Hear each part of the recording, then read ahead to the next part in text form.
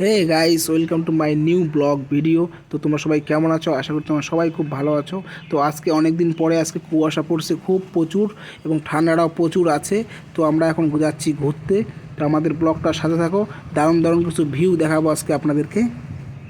তো গাইস, আমি এখন অপেক্ষা করছি বুড়ির পাটের সামনে দাদারা। তো অনেকক্ষণ অপেক্ষার পরে দাদারা ফাইনালি চলে আসছে। তো গাইস, ফাইনালি আমরা এখন বেরোয় পড়লাম।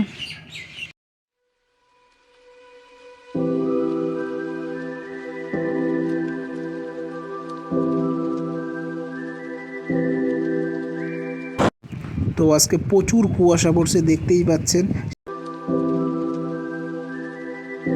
পুরি সবজি খেয়ে আবার বেরিয়ে পড়লাম। গাইস, এখন আমরা সোনাপুরে এসে পৌঁছেছি। তো গাইস, দেখতে পাচ্ছেন এখানে একটা স্কুল। তো স্কুল দেখলে না ভাই, একদম পুরোনো দিনের কথাগুলো মনে পড়ে। খুব মিস করি ভাই স্কুল লাইফটাকে।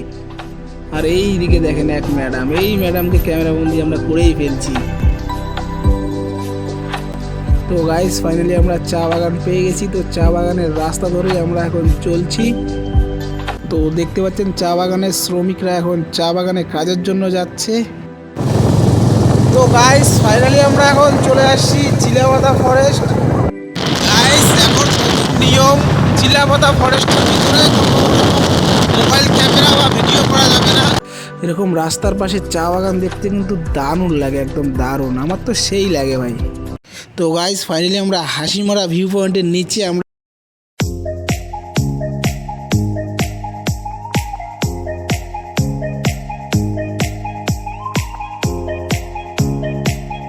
হাসিমারা ভিউ পয়েন্টের উপরে আসতেই ভিস্তা রুমের দর্শন। গাইস, অসম অসম। এই ট্রেনটাতে ভ্রমণ একদিন করার ইচ্ছে আছে। আপনাদের যদি সাপোর্ট ঠিকঠাকভাবে পাই তো এই ট্রেনটা একদিন ভ্রমণে যাব গাইস। ভিস্তাডোম যেতে যেতেই আবার এই লাইনেই চলে আসলো রাজধানী এক্সপ্রেস। তো দেখতে পাচ্ছেন রাজধানী এক্সপ্রেস এখন চলে যাচ্ছে।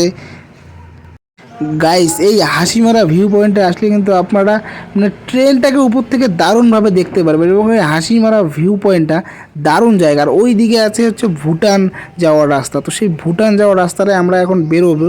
তো এই জায়গাটা একটু ঘোরাফেরা করে। তো গাইস, ফাইনালি আমরা এখন হাসিমারা ভিউ পয়েন্ট থেকে বেরোয় যাব ভুটানের পথে। আপনার তো গাইস, জায়গা মাত্র আর 7 কিলোমিটার দূরে চা বাগান। আর আমাদের এদিকে এই যে আমাদের দেশি হরিণ দেখতে পাচ্ছেন, এই যে এখানে দেশি হরিণ। ঠিক ওই দিকটায় পাহাড়, ঠিক দেখা যাচ্ছে না। আমরা সেই পাহাড়টার কাছেই যাব, ওই পাহাড়টার কাছেই আমরা যাওয়ার চেষ্টা করছি। তো আপনারা আমার সাথে থাকেন, চলো। তো গাইস, ফাইনালি আমরা এখন জয়গাতে এসে পৌঁছেছি। তো জয়গায় এসে আমরা মোবাইলটা একটু ঘাটাঘাটি করে নিচ্ছি যে জয়গা ভিউ পয়েন্টটা কোন দিকে। আর এই দিকে একজন ইন্তেকাল করেছে, সবাই দোয়া করবেন, তিনি তো জান্নাতবাসী হন। গাইস, এটা হচ্ছে জয়গা মেন টাউন, যেখানে প্রচুর ভুটানের বাসিন্দা আসে এবং কেনাকাটা করে আবার ভুটানে চলে যায়। তো এই টাউনটা কিন্তু অনেক বড়। তো ফাইনালি গাইজ, আমরা জয়গা ভিউ পয়েন্ট পেয়ে গেছি। আমরা সেই দিকেই উপরে উঠছি জয়গা ভিউ পয়েন্টের। এই জায়গাটা কিন্তু একদম খারাপ, বাইক নিয়ে যদি ওঠেন না অনেকটাই ভয় লাগবে আপনাদেরকে। মানে তারপরেও আমরা চলছি। আমাদের ড্রাইভারটা দারুণ ছিল, সে পাহাড়ের গাড়ি চালানো তার এক্সপার্ট, এবং ওই জন্যই আমরা উঠতে পারছি। কিন্তু জায়গাটা খুব খাড়া, খুব খাড়া, এবং অনেকটা উপরে উঠতে হয় এইভাবে বাইকে করে। তো আমরা একদম উপরে উঠেই পড়লাম, দেখতেই পাচ্ছেন। তো গাইস, ফাইনালি আমরা এখন পাহাড়ের উপরে।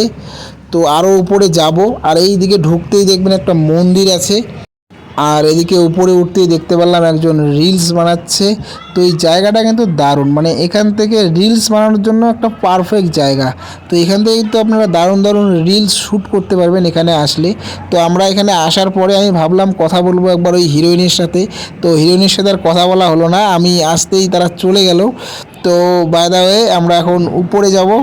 তো গাইস, আমি এখন পাহাড়ের উপরে উঠছি। তো পাহাড়ের এই উপরে একদম খাড়া রাস্তা, এই খাড়া রাস্তায় উপরে ওঠার সময় কিন্তু সেই কষ্ট, সেই কষ্ট গাইস। আর এইদিকে এই 3টা ভাইকে পেয়ে গেছি।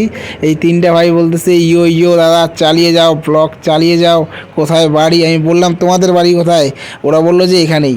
আমিও তার সাথে কথা বলে। আর এই জায়গা থেকে দেখেন নিচের বাড়ি ঘরগুলো, এই জায়গাটাকে কিন্তু দারুণ লাগে। মানে সব অ্যাঙ্গেল থেকেই দেখাবো আপনাদেরকে, জয়গা ভিউ পয়েন্টটা আপনাদেরকে সব অ্যাঙ্গেল থেকেই দেখাবো। আপনারা আমার সাথে থাকেন। এই জায়গাটা কিন্তু মানে দারুণ। এটা হয়তো 22 জানুয়ারি লাগানো হয়েছিল এটা।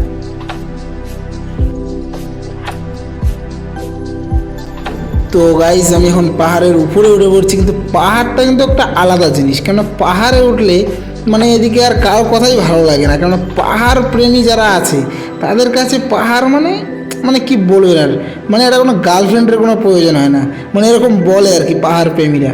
কিন্তু আমি সেই পাহাড় প্রেমীদের কথা শুনেই আমি পাহাড়ে এসেছি, কিন্তু এসে দেখি আমিও পাহাড়ের প্রেমেই পড়ে গেছি গাইস। দারুণ, জাস্ট ওয়াও।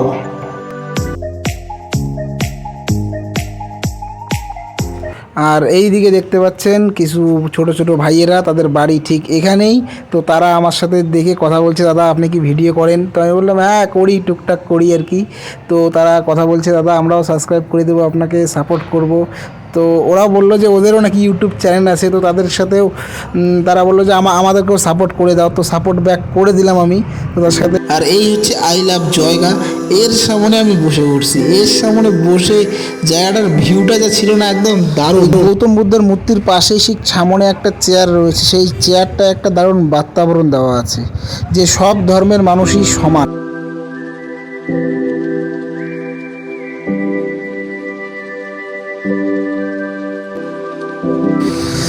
আর এই দিকে পেয়ে গেছি আমি আরিয়ানকে, যে আরিয়ান ওদের বাড়ির লোকের কাছে বাহানা করতেছিল, অনেক জেদ করতেছিল, কিন্তু আমি ওর সামনে ক্যামেরা নিয়ে যাওয়াতে ওর জেদটা অনেকটা বন্ধ হয়ে গেছে। ও বলছিল যে আমি পাহাড়ে আসবো, কিন্তু পাহাড়ে আসার পরেও বলছে আমি আবার পাহাড়ে যাব, কিন্তু ও বুঝতেইছে না যে এটাই পাহাড়। তো গাইস ফাইনালি আমাদের ব্লগটা আমরা এখানেই শেষ করছি, কারণ আমাদের মোবাইলে চার্জ ছিল না, তাই বলে আমরা আর ভিডিও শ্যুট করতে পারিনি। তো আপনারা যদি কখনো বাইরে যান তো অবশ্যই পাওয়ার ব্যাংক নিয়ে যাবেন। তো আমাদের ভিডিওটা ভালো লাগলে লাইক, কমেন্ট, শেয়ার এবং সাবস্ক্রাইবটা করতে ভুলবেন না। ধন্যবাদ।